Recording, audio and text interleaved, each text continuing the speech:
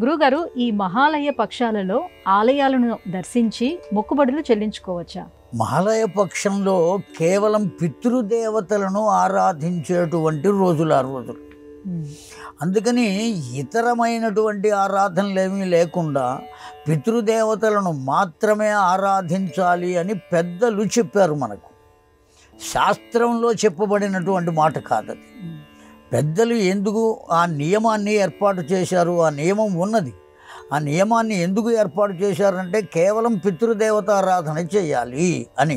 నేను సత్యనారాయణ వ్రతం చేస్తాను, నేను ఇంకొక నోము స్వీకరిస్తాను, ఇవన్నీ పనికి రావు అని పెద్దలు చెప్పారు. ఎందుకంటే మన ధ్యాస కానీ మన శ్రద్ధ కానీ ఎవరి మీద ఉండాలి? ఈ 15 రోజుల్లో ఆ ఇంటి నుంచి ముందుగా మరణించినటువంటి వాళ్ళ యందు శ్రద్ధ ఉండాలి, వాళ్ళ యందు భక్తి ఉండాలి.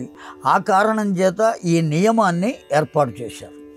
ఇవి చేస్తూ దేవతారాధన చేయటంలో ఏ విధమైనటువంటి లోపము లేదు. దేవతారాధన కూడా చేయవచ్చు, దేవాలయాలకు వెళ్ళవచ్చు, అర్చన చేసుకోవచ్చు, ఏమైనా చేయవచ్చు. కానీ ఇది చెయ్యకుండా మాత్రం అది చేయరాదు.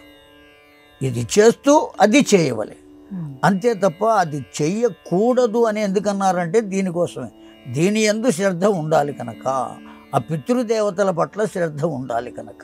ఇది సమాధానం.